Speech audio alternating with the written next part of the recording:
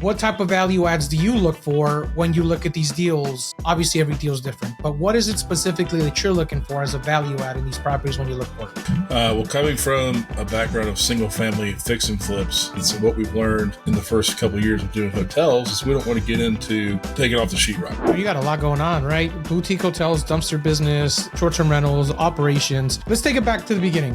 When Yupi was listening to this episode, right? How would I even go looking for these type of deals? Give a literally like a 30-second explanation of how the underwriting process looks. And then from there, what's the next step once you find out that the numbers work? Okay. A lot of people think that they have to wait till after they buy the deal to see what they can fix it. That's the point of due diligence. Due diligence is the point where not only do you do diligence on the building itself, right? Structural, land, permits, but you do the due diligence in terms of the operations.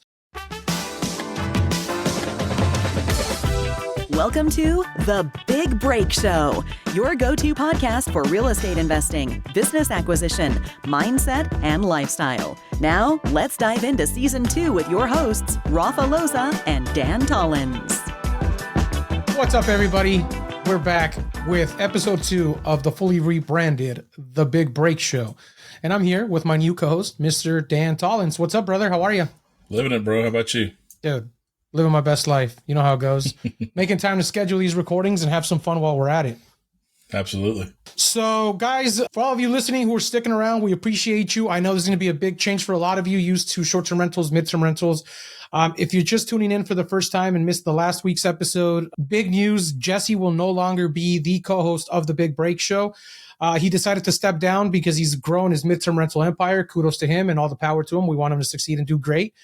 He's crushing it in teaching and getting people their midterm rental business up and running. So I totally understand that he didn't want to do this anymore. And so we decided, instead of shutting it down, to continue and find someone else that we could resonate with and have some fun conversations with. And the first person that came to mind was my man, Dan Tollens. And here he is today. So again, super excited to have him on board. Super excited for the future. We just had about an hour conversation of the speakers that are coming on. And let me tell you, it's a fire lineup. We're going to make some serious changes. I'll let him speak on that in a second. But today's episode, we want to talk about Mr. Tollens, about his expertise. And so we decided the first episode, last week's episode, if you haven't heard it, you can kind of get a little bit of his background.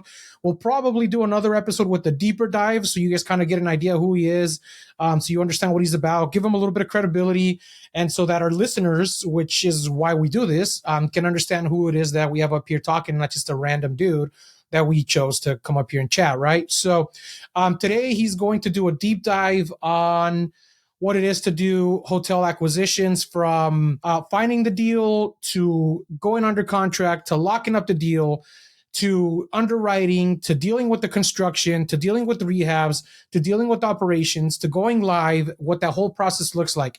Now, let me be clear. This could be a 5-hour episode. We're not going to keep it that way. We're going to keep it short and sweet for y'all. Today's going to be about a 30-minute episode. He's going to give a brief overview, but he's going to talk. If you guys, let me tell you, take notes, because he's going to talk about how to delegate, how to bring in the right team members. Dan doesn't do all the work, right? We were talking about that. And again, I'll let him speak on that, but he brings in the right players, which is what everybody should be striving to do. There's a reason why all you guys listen to us.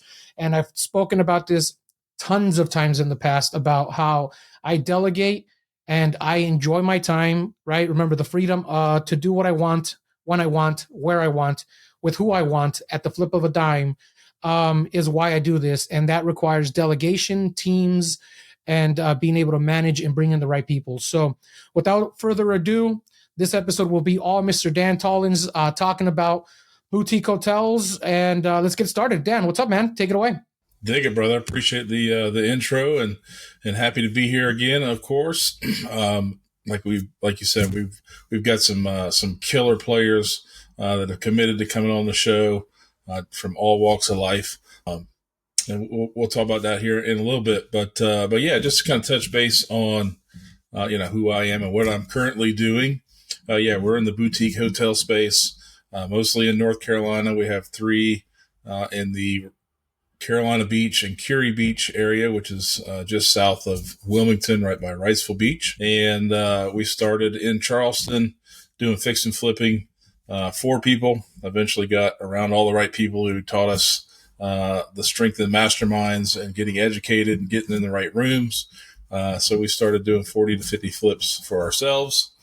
and eventually kind of saw the writing on the wall that things are starting to kind of shift in the Charleston market, and very saturated with investors and elevated prices, and wholesalers were sending things out that 75% of the ARV, which we were buying things substantially cheaper than that. So anyway, we had kind of something pop up that we had always been looking at, and bought our first one here in Carolina Beach. It was a 12 unit about 2 years ago. We're going into our third summer, and a little 12 unit deal.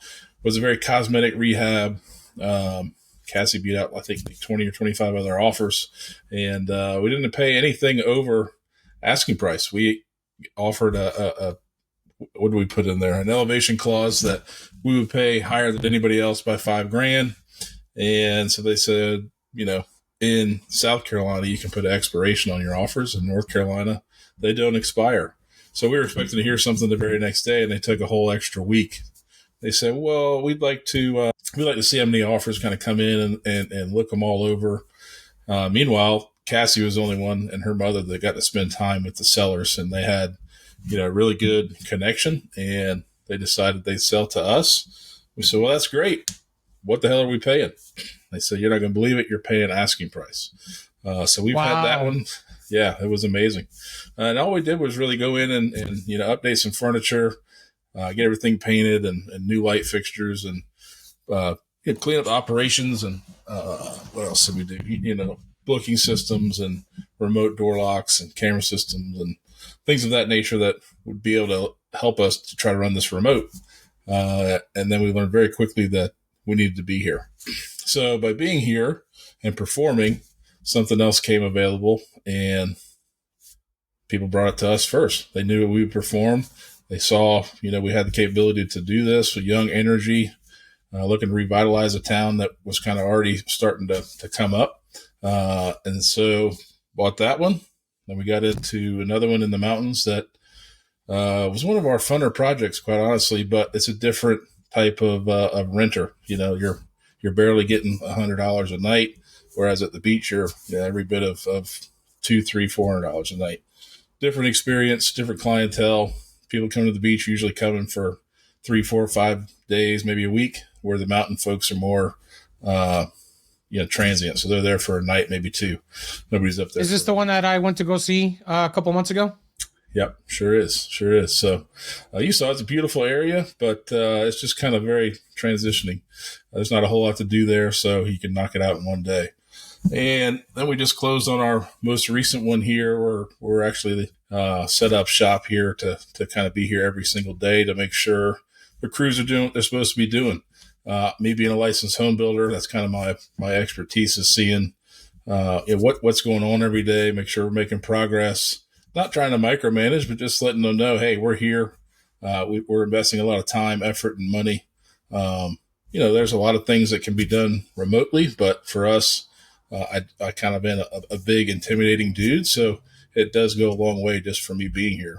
Not even really working, just walking around or whatever. Now, I'm getting a ton of office work done, and we're, obviously shooting these episodes, but it's been a lot of fun. So hold on, did I miss it? Because you got the first one, which was the small one. The second one was in Carolina Beach also, or is that the mountain one? No, that's in Carolina Beach. Okay, and the third one was the mountain one. Yep. Okay, so let's talk about the sizes really quick. How big is the first one? 12 doors. The second one? 12. The third one? I think it was 22 or 23. We brought it down to 20. Sheesh. And the fourth one? 27, 28. It's kind of a weird thing. So there's a reason why I'm asking, because typically, people when they're starting to get investing or start into investing, they're like, oh, they got to buy one house. For me, it was like, it started with arbitrage, then a house, then a bigger house, then a hotel. Now I'm back to some single families. Has it been the simpler and easier for you getting from your first 12 to now almost double the size of a hotel, now that you have a little bit more experience? Or would you have gone straight into a 26-story immediately? What are your thoughts on that? I think for us, just the volume, right? So we had a bunch of single family Airbnbs in the Charleston market. It just was, they're all so, I would say all so spread out, but when you're dealing with 12 under one roof, or one or two main air conditioning units versus 12. It just financially made sense as far as the maintenance alone, and then obviously the management. So, there was a lot of pros, leaving Charleston and moving somewhere to actually live on a beach, on an island. It was really attractive for us. And then as far as transitioning from one 12 unit building to all of a sudden now we've got, practically 5x our portfolio, 6x our portfolio over a 2-year time period is crazy. And do you guys still have the short-term rentals, or are you guys slowly offloading those to focus just on boutique hotels? Yeah, so that was the one thing. So in these masterminds or in our networks, you hear a lot of people about using other people's money, and you can scale faster using other people's money, and that's great. Nothing wrong with that. However, for us, we wanted to fully invest in the area and retain as much equity as we could and have as much control as we wanted. And so that was what we did. We started slowly selling those doors off and either putting money back into the dumpster business that we still have operating in Charleston, South Carolina, or buying some more deals up here. Okay. Yeah. And it's funny you say that. I mean, dude, you got a lot going on, right? Boutique hotels, dumpster business, the short-term rentals, operations. Let's take it back to the beginning. I'm going to ask you a few. I want this as if a newbie was listening to this episode, right? So you got an opportunity. You moved there because you wanted to kind of grow roots and invest in the community. Now you're on your fourth one, 3 in the same area, 1 a little bit up north of it. If I was a complete new person listening to this episode right now, how would I even go looking for these type of deals? Wow, that's a great question. So, I mean, there's plenty of ways to go out and look. Obviously, you can network with brokers or residential real estate agents that are kind of dabbling in commercial. You can look on BizBuySell or LoopNet, Crexy. There's a lot of places online you can look. The main thing is just getting out and networking and not being a secret agent and tell people what exactly it is that you're looking for. You don't necessarily have to have any experience in this at all. It's just all about setting your mind to what you want to do, just like you and I are talking about doing some business acquisition stuff. And how do you do that is you have the right team, right? You're going to have somebody that can operate it. You're going to have somebody who can help underwrite it. You're going to have somebody that can bring the money to the deal. And for us, I'm more on the acquisition side, more on the front side, managing construction on the value add stuff, where my wife, Cassie, is the management. Her and her team manage all the day-to-day stuff, which she'll be on here in the next coming episodes to kind of really dive into what all that looks like. And you guys can go back and forth and compare notes. It'd be extremely similar with what you guys do. It's practically the same amount of doors, just a hell of a lot less roofs and a lot less location.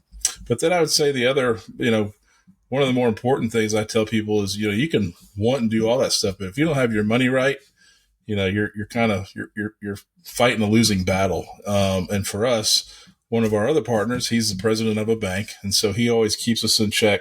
He's more of the pessimistic one in the bunch, and he can get in there and really underwrite everything. And he's done a hell of a job really teaching me what that side of it looks like, as opposed to just being, in construction, it's very, results based. All right, well, look what I did today. I put up X amount of feet of crown. Look at these floors we put in. Or, hey, look at the paint we did. Where he's got, a whole nother outlook on things and longevity and long-term projections and knowing what we're doing now. These are not a quick fix and flip where you got your money back in 30, 60, 90 days, whatever, 3 to 6 months. These are long-term plays for us, and we got them humming. So you're unwrapping a lot, dude, and this is awesome. I got a couple questions here as you talk. Number one, what do you mean by get your money right? Let's explain that. Well, so on a lot of these, like a fix and flip deal, you can go to a hard money lender and they're not going to check your credit. They just want to make sure, they might look at your bank statements, make sure you have enough reserves to make those payments, right? Whereas if you go to a commercial lender, they're going to want to see that you've done your taxes for your last 2 or 3 years. They're going to want to see financials on other businesses that you own. They're going to want to see how much money you have in the bank. They're going to pull your credit. And they're going to ask to pull your credit every 6 months. And it's important to be bankable. And as we go through this every year, when we do our taxes, it's like, how much of this do we want to write off? How much depreciation do we actually want to use to where all of a sudden now, we can't even go buy a car. So there's a lot of different ways when you own as much real estate or as much, businesses that have depreciation. You want to make sure, that you stay bankable. And there's a lot of people that try to completely avoid paying taxes. But sometimes, you're just going to have to suck it up and do what you need to do. So really quick. Yeah. How does one go about figuring out how to get their money right? Is there someone they can talk to that you would recommend? Is it just networking? Is it just kind of paying off the debt? Like, what do you think there? Well, there's a couple of folks that really concentrate on credit, right? I mean, that was a Chris Lamb thing for a while. I know he's kind of transitioned out of that, but another dude, Credit Carl, these are guys that they simply, you can get online and find somebody who can coach you on that a little bit or walk you through that. But, a lot of things are just understanding what credit is and pulling your credit report and not necessarily paying for it, but having, Credit Karma or an Experian account that you can go through. And some of the folks that we're going to bring on here will further explain that to you. Some folks that are in the mortgage business will, teach you about, how to use credit cards and make sure you're carrying, 30% balance on your cards or paying them off before they report, all those, hacks they'll say. But, for us, that's kind of normalized, right? Yeah, 100%. Actually, Chris Lamb is somebody that I've been wanting to bring on the show for a while, so I'm glad you brought him up. We'll definitely have him on here and give some good value to the listeners about how to get their credit together and how to fix it. He's helped me a bunch with a bunch of stuff. He's actually got me a couple credit cards that have helped with the short term to get some of this cash flow stuff squared away. So your banker relationship is what I want to talk about a little bit, because I don't want to I'm trying to structure this conversation from beginning to end on a hotel process, but you're bringing in so many good conversation points. I'm trying to structure it into a way where let's talk about your banker relationship around what he means, who he is, how you found him, and then what part of the team he is, right? Because one of the biggest things that I said in the beginning is you use the people in your team so that you don't have to do everything yourself, right? A lot of people think they got to do everything themselves, and that's not the case, right? Like you said, you don't have to use your own money, even though you want to, if you want to, so you can get more control. You don't have to be 100% underwriting because you can get somebody to bring in and do that. You don't have to know every single piece, right? For like example, for me, I didn't know anything about boutique hotels, about anything. I just knew how to operate these businesses so well that was my contribution to the boutique hotel. And I had Nick and Austin who were great at acquisitions, money, and underwriting, right? They were just gold and they covered all those pieces. I came in and I covered the operations piece. And so that's kind of why talking about teams and the people that you can partner up with, let's talk about him for a second. Your banker relationship. Yeah. So how he and I met, we actually were neighbors living in a not non-HOA community, but a nice settled neighborhood that had young families, and our neighborhood's kind of old school where, all the kids would get together on the weekends and do stuff. And we're talking, 20, 30, 40 kids. And so, the dads are all out or the moms are all out and we're hanging out. And we're in Charleston, South Carolina. It's usually beautiful.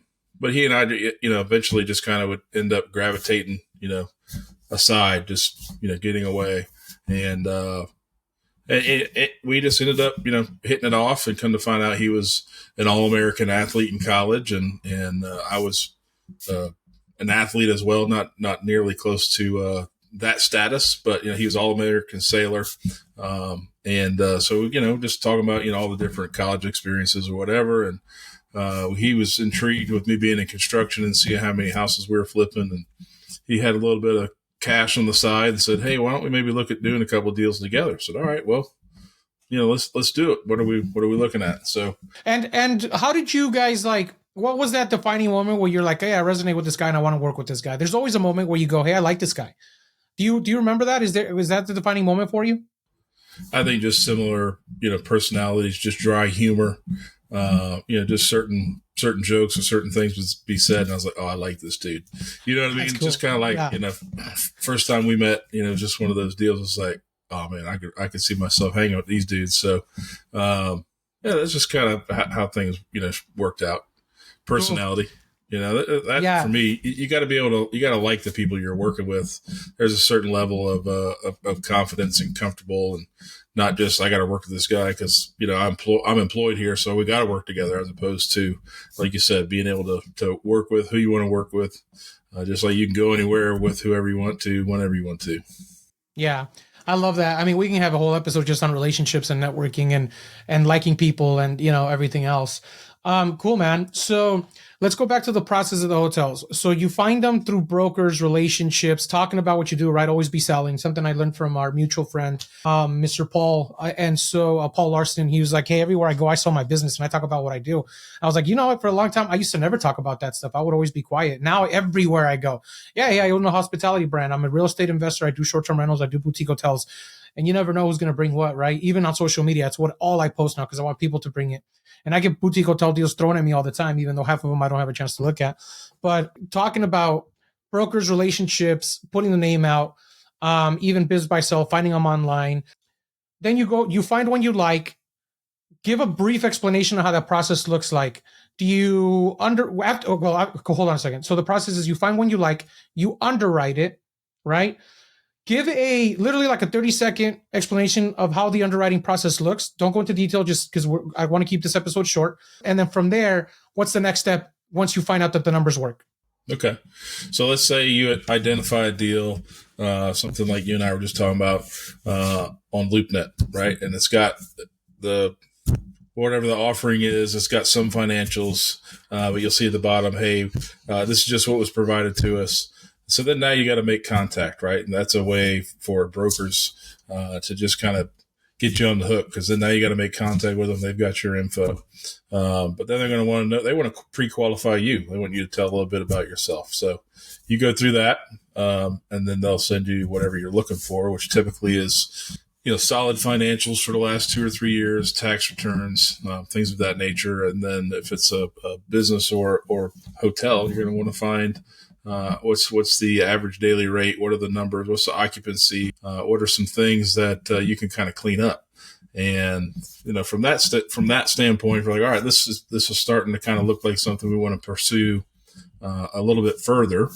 Then for us, it's just a matter of what are we capable of doing here, right? And so, are you qualified as a deal that you want to go after? And then from there, it's just all right. How do we figure out how to make this happen? Because deals always come when you're not ready for the deals to happen. Just like we just closed on this last hotel. The very next day after we're getting settled in, the broker calls me, hey, you ready for your next deal? Like, dude, are you freaking serious? Of course I am. But the people on my team are not. They're like, dude, pump the brakes. We got to get this and this done. I'm like, okay, sure. Send the deal over. That's funny. Yeah. So after you underwrite it, you're going to figure out, you're going to have a conversation, either with your local bank or credit union, or figure out how you want to finance it. Is it something you could do SBA? Is it something you're going to go to a commercial banker for? And then that's where my partner comes in because he's the president of a bank and he's a commercial banker, right? So he knows how to underwrite this, how they're going to present it, what are interest rates looking like, what are projections down the line. And again, you might not have access to that, that key player. For me, that's kind of been our advantage. But there's other people that aren't necessarily bankers that can help, carry that load for you. Or you can do it all yourself. Just a matter of getting fully educated on it. But you can get there a hell of a lot faster with a team behind you. Yeah, and there's a ton of people out there that can help you with this too. I actually spoke at, we both spoke at that. Remember the boutique? Yep. Yeah. Little, like, what was it? It was like I don't want to call it a mastermind. It was like a boutique. Boot camp. Boot camp. There you go. Boutique boot camp for boutique hotels. So cool. Okay. So now we talked about what's the next step from there? You like it. You went, you're ready to go. What do? You send an LOI and then offer gets accepted. What happens here? Yeah. So let's say you send an LOI. And they're gonna... For those of you that don't know, LOI is a letter of intent, just saying that you're interested and you're intending to buy this thing. Yeah. That's not really a binding contract. I mean, you can put in there that it would be binding if they sign it, but that doesn't hold any weight, right? So, typically you put that out there and you kind of starts the negotiation process. So let's say that they end up accepting it. And in that LOI, you're usually going to kind of figure out if you're going to get some seller finance on the deal, how you're going to finance it or pay cash for it, whatever it is. You usually work all those kind of details out.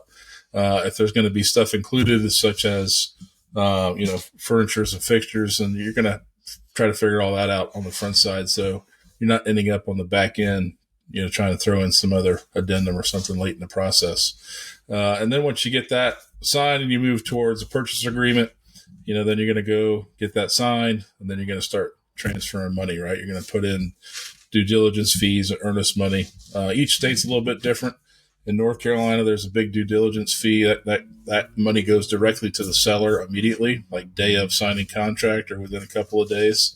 And then whereas earnest money, you send that to the attorney. Usually you can get that back after your due diligence process. But in North Carolina, that money goes hard, and you don't get that back if you back out. So it's just all about knowing, obviously where you are, what you're getting into. And then you start your due diligence, right? You're going to get inspections. You're going to get quotes on insurance. You're going to figure out what staff's going to be staying on board. You're going to figure out if you want any of the staff to stay on board. And you're going to figure out how much business they're getting from direct bookings, what type of OTAs that they're using, which are outside travel agencies. If you want to do that, you're going to figure out your team. And then you kind of keep going from there. I mean, every day seems like there's something you're working towards so you can get it closed. And if it's something you're going to be bringing on private capital, that's something where somebody in your team is actively pursuing to bring investors on. Now, this is all during the due diligence phase, correct? Well, once you move past due diligence and you're moving forward, then you're going to be, starting to raise capital. No, I know. I mean, like the figuring everything out of the team, what you can cut out, sure. how you can fine tune operations.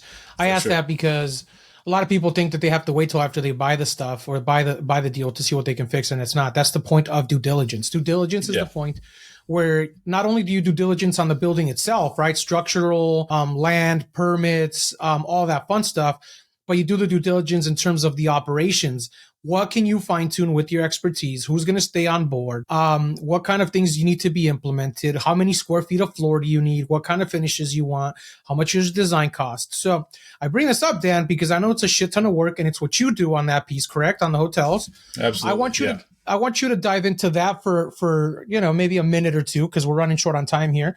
We want to keep this a small episode to keep people, kind of intrigued and engaged on this. But I want you to dive in on that, because how do you figure all this out? I know you have background in construction, so don't say my background in construction, because like if I'm new, I'm going to go, I have no background in construction. You know what I mean? So I want you to give a brief overview of someone who's new who can figure this shit out on their own if they decide to get into the due diligence, or even if they just want to practice looking at hotels.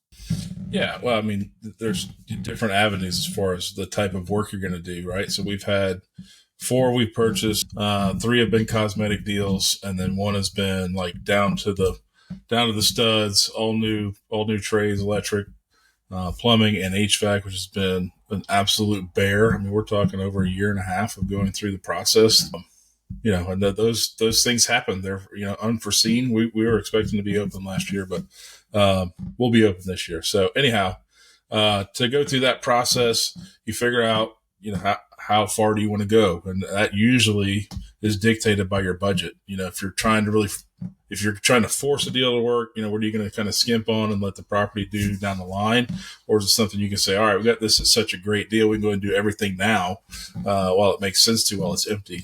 So you're just trying to figure out, how far you want to go. And then as far as pricing, obviously you're going to get quantities on things, and then you're going to start shopping around. And so for us, being a contractor, we're shopping with Lowe's and Home Depot for multiple reasons. With the amount of volume that we do, we actually get a rebate check back every month or every quarter.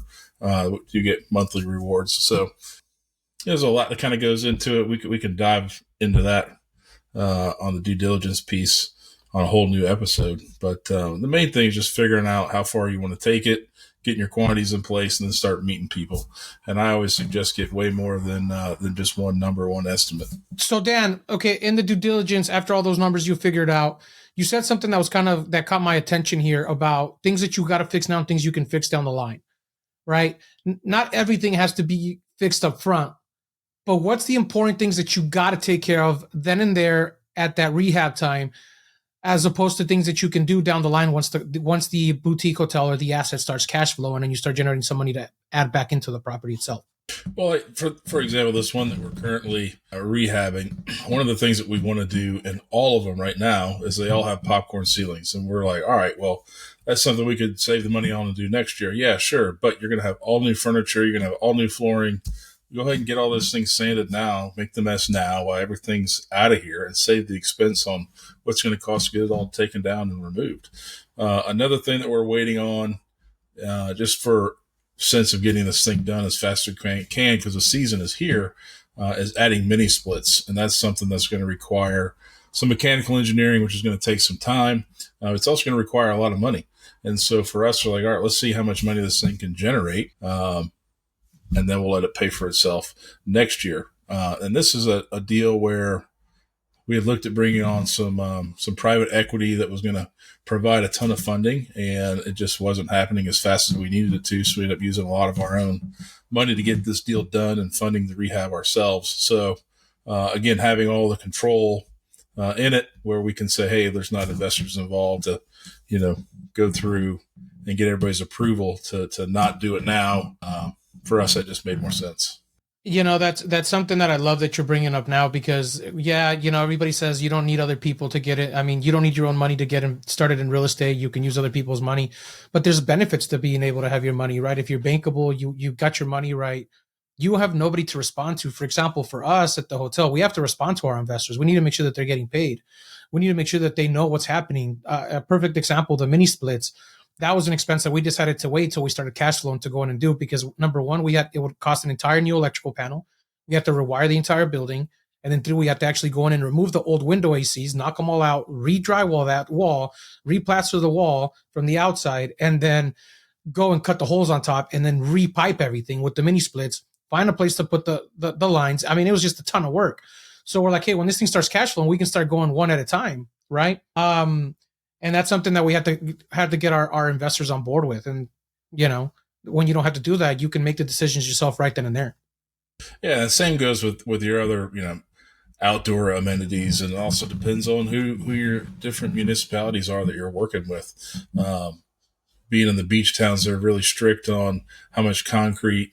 Well, that's pretty much anywhere, but how much concrete you can have taking up your lot coverage. And for us, the biggest thing, like you just did at the ranch, is adding pickleball courts. There's not a single hotel on this island that has a pickleball court. It's like, well, if we could do, one or two of those, that'd be killer. You can just start having different events and people that have tournaments come down for their pickleball deal, blah, blah. I mean, that's a whole nother conversation.